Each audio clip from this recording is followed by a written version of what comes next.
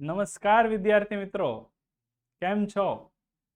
હું મિલન ખાંટ આજે વિજ્ઞાન વિષય ધોરણ 10 અને એનું એક સરસ મજાનું ચેપ્ટર છે, ચેપ્ટર નંબર 1 રાસાયણિક પ્રક્રિયાઓ અને સમીકરણો.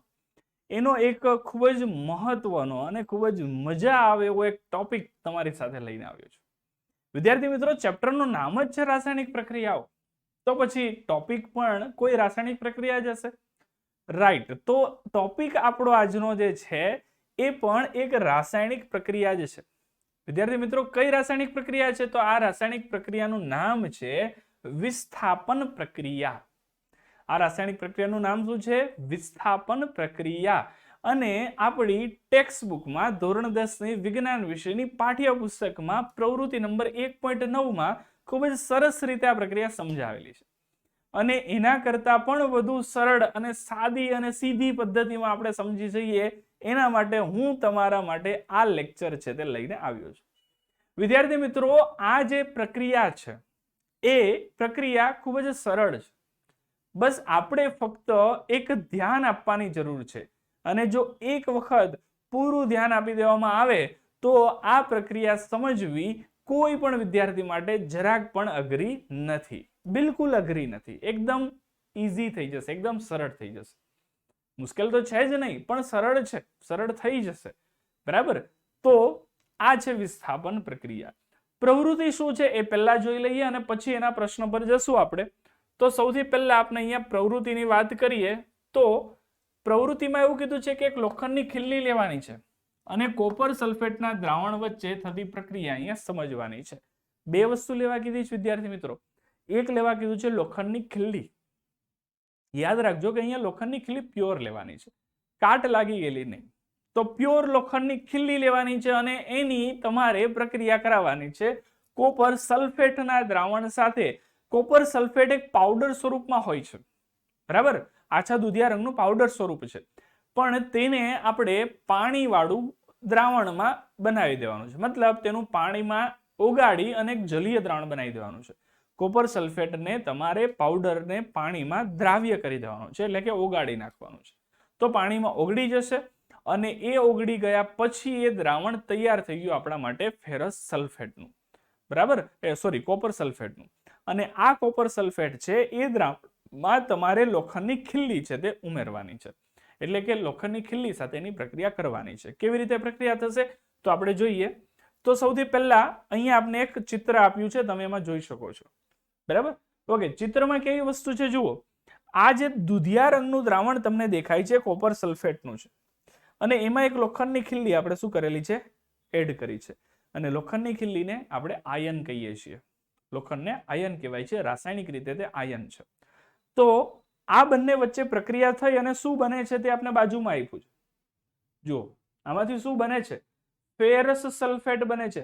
રંગ જુઓ દ્રાવણનો બદલાઈ ગયો ને? આ જ છે, બસ થોડા સમય માટે રાખી મૂક્યો છે. રંગ શું થઈ ગયો? બદલાઈ ગયો. શું બની ગયું? ફેરસ સલ્ફેટ બની ગયું. અને કોપર છે તે શું થઈ ગયું? અલગ થઈ ગયું. કોપર શું થઈ ગયું? અલગ થઈ ગયું. તો આ કેવી રીતે થાય છે? આ પ્રક્રિયા શા માટે થઈ? કેવી રીતે થઈ? શું થયું આ પ્રક્રિયામાં? બસ એ આપણે સમજવાનું છે, બરાબર? તો આ પ્રક્રિયા જે છે એ કેવી રીતે થાય છે, અથવા તો એમાં શું પ્રક્રિયા થાય છે એ સમજવા માટે આપણે આગળ કેટલાક પ્રશ્નો છે તે જોઈએ. સૌથી પહેલો પ્રશ્ન આપણે અહીંયા કીધો છે કે જે આયન એટલે કે લોખંડની ખીલ્લી છે એને કોપર સલ્ફેટના દ્રાવણમાં મૂકતા તે કયા રંગની બને છે? લોખંડની ખીલ્લી કયા રંગની બને છે એવું આપણે પ્રશ્ન પૂછ્યો છે.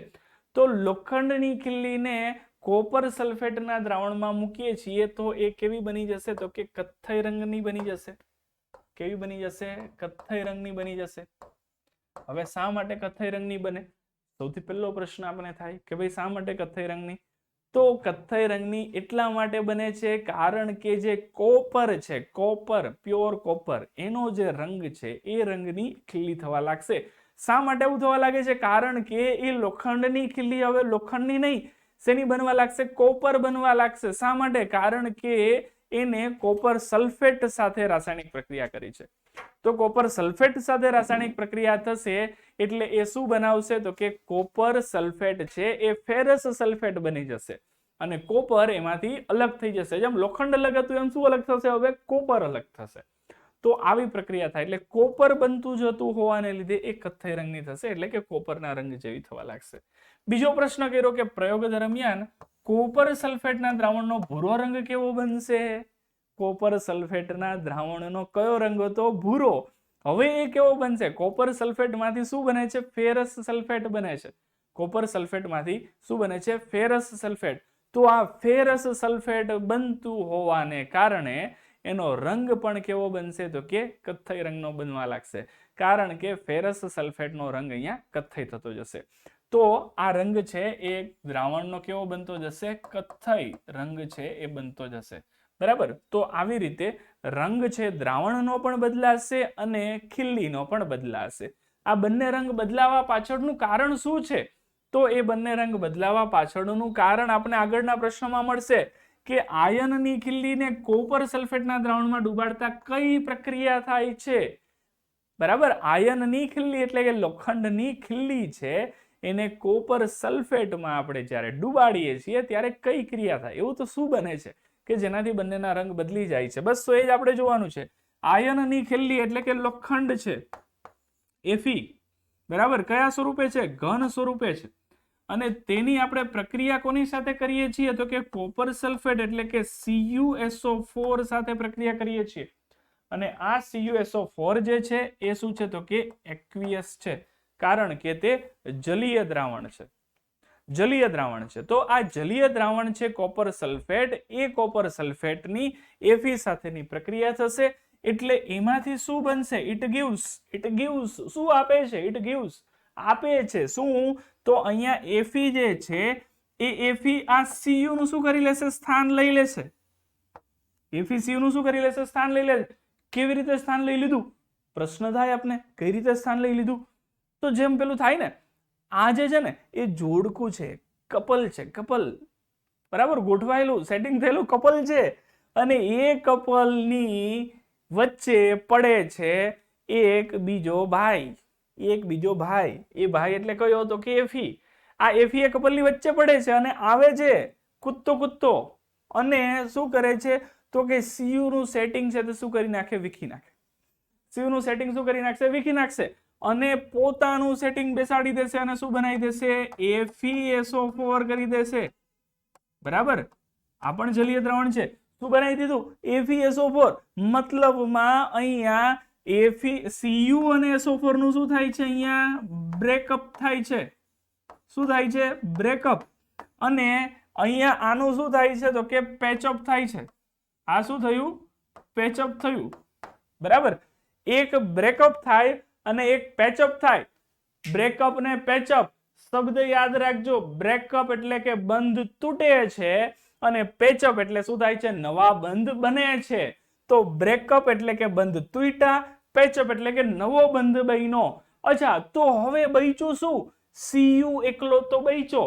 તો Cu અહીંયા શું થઈ જાય છે? તો કે અલગ થઈ જાય છે. એ ઘન સ્વરૂપે દ્રાવણમાં તળિયે તમને જમા થયેલો દેખાશે.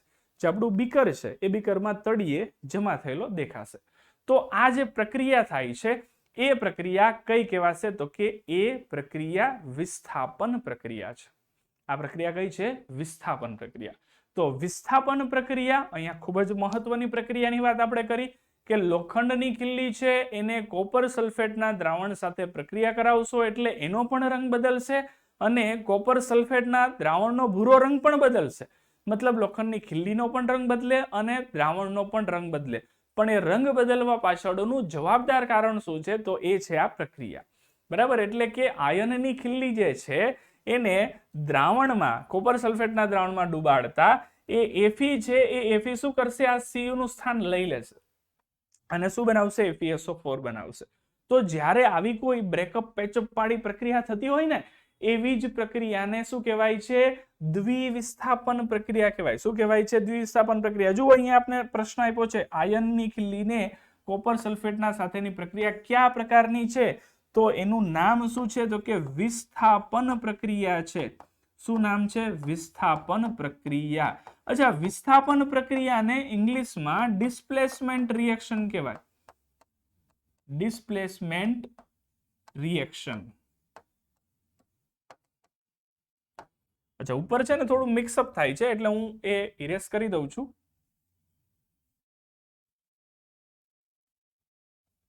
બરાબર, તો આપણે લખી દઈએ. અહીંયા છે તે શું થયું હતું, બ્રેકઅપ થયું હતું અને અહીંયા થયું હતું પેચઅપ. તો આ છે તે વિસ્થાપન પ્રક્રિયા છે, જેને ઇંગ્લિશમાં શું કહેવાય છે, ડિસ્પ્લેસમેન્ટ રિએક્શન કહેવાય. બરાબર, એટલે વિસ્થાપન થાય છે. કોનું વિસ્થાપન થયું? કોનું વિસ્થાપન થયું? સીયુ નું વિસ્થાપન થયું. કોણે વિસ્થાપન કર્યું? એફઈએ વિસ્થાપન કર્યું. કોણે કર્યું? એફઈએ વિસ્થાપન કર્યું. તો આવી જે પ્રક્રિયા હોય કે જેમાં એક ધાતુ છે એ બીજી ધાતુને તેના સંયોજનમાંથી દૂર કરી દેતી હોય અને એની જગ્યા પોતે લઈ લેતી હોય, એવી પ્રક્રિયાને શું કહેવાય છે? વિસ્થાપન પ્રક્રિયા કહેવાય. તો આવી જે પ્રક્રિયા છે એ પ્રક્રિયા વિસ્થાપન પ્રક્રિયા કહેવાય. અહીં આપણે એક પ્રવૃત્તિની વાત કરીએ વિદ્યાર્થી મિત્રો. બરાબર, એકદમ નોર્મલ પ્રવૃત્તિ કે પ્રવૃત્તિ કેવી રીતે થાય છે. હવે આપને જો પ્રશ્ન સ્વરૂપે પૂછાય વિસ્થાપન પ્રક્રિયા કેવી રીતે પૂછાય, પ્રશ્ન સ્વરૂપે એટલે કે આવું કંઈક પૂછાયું, વિસ્થાપન પ્રક્રિયા કોને કહે છે, ઉદાહરણ આપી સમજાવો. આ આપણો પ્રશ્ન થઈ ગયો. બરાબર, આવું તમને પૂછાશે. કેટલા ગુણમાં પૂછાઈ શકે? તો જનરલી 2 ગુણમાં પૂછાય છે.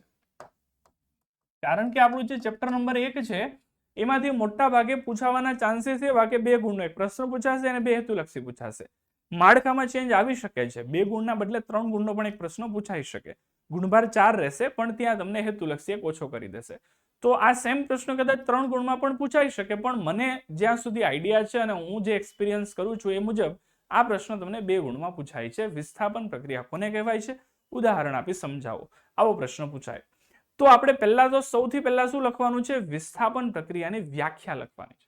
વિસ્થાપન પ્રક્રિયાની શું લખવાની છે, વ્યાખ્યા. અચ્છા, તો વિસ્થાપન પ્રક્રિયાની વ્યાખ્યા શું છે? તો વિસ્થાપન પ્રક્રિયાની વ્યાખ્યા છે કે જ્યારે વધુ સક્રિય ધાતુ ઓછી સક્રિય ધાતુને તેના સંયોજનમાંથી દૂર કરે છે. ઓછી સક્રિય ધાતુને તેના સંયોજનમાંથી દૂર કરે છે તેવી પ્રક્રિયાને વિસ્થાપન પ્રક્રિયા કહે છે. જે રાસાયણિક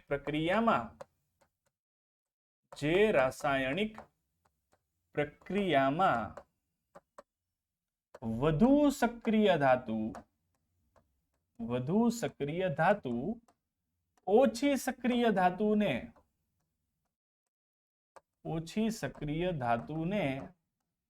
તેના સંયોજનમાંથી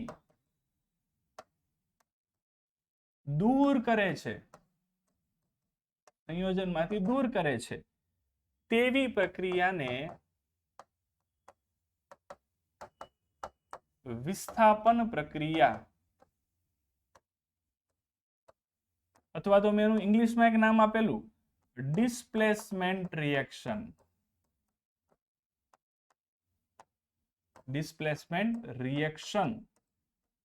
કહે છે. બરાબર, એટલે અહીંયા શું કીધું કે જે રાસાયણિક પ્રક્રિયામાં વધુ સક્રિય ધાતુ છે એ તેના કરતા ઓછી સક્રિય ધાતુને તેના સંયોજનમાંથી શું કરે છે, દૂર કરે છે. અહીંયા દૂર કરવા માટે તમે વિસ્થાપિત કરે છે એવો શબ્દ પણ વાપરી શકો. શું કરે છે, વિસ્થાપિત કરે છે. તો દૂર કરે અથવા તો વિસ્થાપિત કરે તેવી પ્રક્રિયાને શું કહેવાય છે, વિસ્થાપન પ્રક્રિયા તરીકે ઓળખવામાં આવે છે. વિસ્થાપન પ્રક્રિયાના ઉદાહરણની વાત કરીએ તો અહીંયા આપણે એક ઉદાહરણ આપ્યું છે કે જે હમણાં આપણે ઉદાહરણ જોઈ ગયા તે જ આપણે લખવાનું છે કે લોખંડની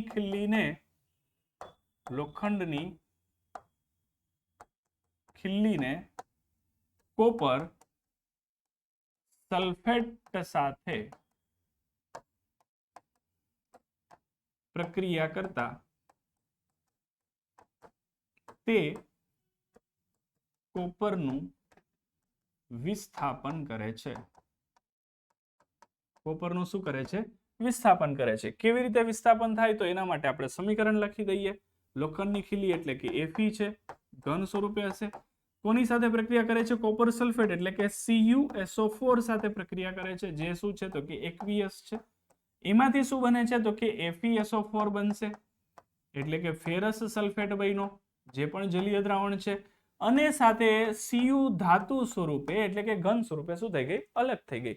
તો આવી જે રાસાયણિક પ્રક્રિયા બને છે તેને શું કહેવાય છે? વિસ્થાપન પ્રક્રિયા કહે છે. બહુ જ નોર્મલ વસ્તુ છે કે એક વધુ સક્રિય ધાતુ છે, લોખંડ છે ને એ વધુ સક્રિય ધાતુ છે કોના કરતા? તો અહીંયા જે Cu છે એ Cu કરતા લોખંડ કેવી છે? વધુ સક્રિય છે, એટલે Cu નું સ્થાન Fe દ્વારા લઈ લેવામાં આવશે અને એટલે શું બની જશે? FeSO4 બની જશે. અને આ Cu ને શું કરી દીધો? દૂર કરી દીધો. રસ્તે રજડતો. પેલા રસ્તે કોણ રજડતું હતું? Fe. પછી કોણ રસ્તે રજડતું થઈ ગયું? Cu. ઓકે, તો આ થઈ ગઈ આપણી વિસ્થાપન પ્રક્રિયા. વિસ્થાપન પ્રક્રિયાના કેટલાક બીજા ઉદાહરણ પણ આપી શકીએ છીએ. બરાબર, એટલે કે આપણે થોડાક એક્સ્ટ્રા એક્ઝામ્પલ્સ પણ લઈ લઈએ. બરાબર, એક્સ્ટ્રા એક્ઝામ્પલમાં શું છે? તો કે સૌથી પહેલા આપણે આપ્યું છે અહીંયા કે જે આપણી પ્રક્રિયા છે એ આપણે જે જોઈતી તે જ Fe પ્લસ CuSO4 જે છે એમાં CuSO4 હું કોમન રવા દઉં છું, પણ ધાતુ બદલી નાખું છું અને એના બદલે ઝિંક કરી દઉં છું Zn, અને એની આપણે પ્રક્રિયા કરીએ છીએ કોની સાથે? તો કે CuSO4 સાથે. બરાબર, એની પ્રક્રિયા આપણે કરવાની છે CuSO4 સાથે. CuSO4 આ પણ જલીય દ્રાવણ જ છે અને એમાંથી શું બને છે? તો કે ZnSO4 બનશે. બરાબર, અને સાથે શું છૂટું પડશે? તો કે Cu છે તે છૂટું પડશે. ઉપરની જેમ જ અહીંયા પણ Cu છે તે શું થઈ ગયો? દૂર થઈ ગયો. અને Cu નું સ્થાન કોણે લઈ લીધું? Zn દ્વારા લઈ લેવામાં આવ્યું. તો આવી પ્રક્રિયા પણ વિસ્થાપન પ્રક્રિયા તરીકે ઓળખવામાં આવે છે. બરાબર, ચાલો ત્યાર પછી બીજા ઉદાહરણની વાત કરીએ. તો અહીંયા બીજા ઉદાહરણ તરીકે આપણે Pb લઈ શકીએ છીએ. Pb પણ એક ધાતુ છે, ઘન સ્વરૂપમાં જ હોય છે અને એની તમે CuCl2 સાથે પ્રક્રિયા કરો. દાખલા તરીકે અહીંયા આપણે ઋણ આયન શું કરી દીધો? બદલી નાખ્યો. SO4 દરેક વખતે આપણે ટાર્ગેટ નથી કરતા એટલે Cl લઈ લીધો. તો Pb CuCl2 સાથે પ્રક્રિયા કરે તો અહીંયા બની જશે PbCl2 અને એ પણ જલીય દ્રાવણ હશે અને Cu છે તે ધાતુ ઘન સ્વરૂપે શું થાય છે? અલગ થઈ જાય છે. તો આવી રીતે જે પ્રક્રિયા થાય. બરાબર, તો આ ઉપર ત્રણ પ્રક્રિયા તમે જુઓ. ત્રણ પ્રક્રિયાની આપણે વાત કરીએ તો સૌથી પહેલા કઈ વાત હતી? તો કે પહેલામાં Fe છે, બરાબર, બીજામાં Zn છે અને ત્રીજામાં Pb છે. Pb એ ત્રણેય ધાતુ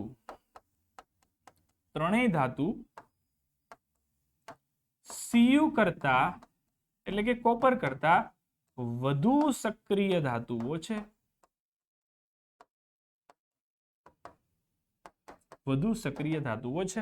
બરાબર, એટલે એ શું કરી શકે છે? તો કે Pb, Fe અને Zn આ ત્રણ Cu ને એના સંયોજનમાંથી શું કરી શકે છે? વિસ્થાપિત કરી શકે છે. કારણ કે એ ત્રણ શું છે? તો કે વધુ સક્રિય ધાતુ છે Cu ની સાપેક્ષે. બરાબર, તો વિદ્યાર્થી મિત્રો ખૂબ જ મહત્વની અને મજા આવે એવી પ્રક્રિયા છે વિસ્થાપન પ્રક્રિયા. બરાબર, કારણ કે અહીંયા બ્રેકઅપ અને પેચઅપ થાય છે અને એ પણ કોઈ બીજા સાથે પેચઅપ થઈ જાય છે. તો આવી મજા આવે એવી પ્રક્રિયાઓ ઘણી બધી છે આપણા રસાયણ વિજ્ઞાનમાં અને આવી બીજી પણ ઘણી બધી પ્રક્રિયાઓ છે. એના વિશે આપણે વાત આગળ પણ કરવાના જ છીએ વિદ્યાર્થી મિત્રો. પણ આજે જે આ વિસ્થાપન પ્રક્રિયા વિશે આપણે વાત કરી છે એ વાત અહીં આપણે પૂરી કરીએ છીએ. આજના લેક્ચરમાં આપણે વિસ્થાપન પ્રક્રિયા વિશે પૂરી માહિતી મેળવી છે અને હું આશા રાખું છું કે તમને વિસ્થાપન પ્રક્રિયા શું છે એના વિશે તો સંપૂર્ણ માહિતી મળી જ ગઈ હશે. અને વિસ્થાપન પ્રક્રિયા જો આ વર્ષે માર્ચ 2023માં પૂછાઈ ગઈ તો તમે વિદ્યાર્થી મિત્રો પાક્કું બેઠી છાપીને આવશો એવી હું આશા રાખું છું. ચાલો તો એટલું જ આજના લેક્ચરમાં રાખીએ છીએ. નેક્સ્ટ લેક્ચરમાં મળીશું. Good bye, take care.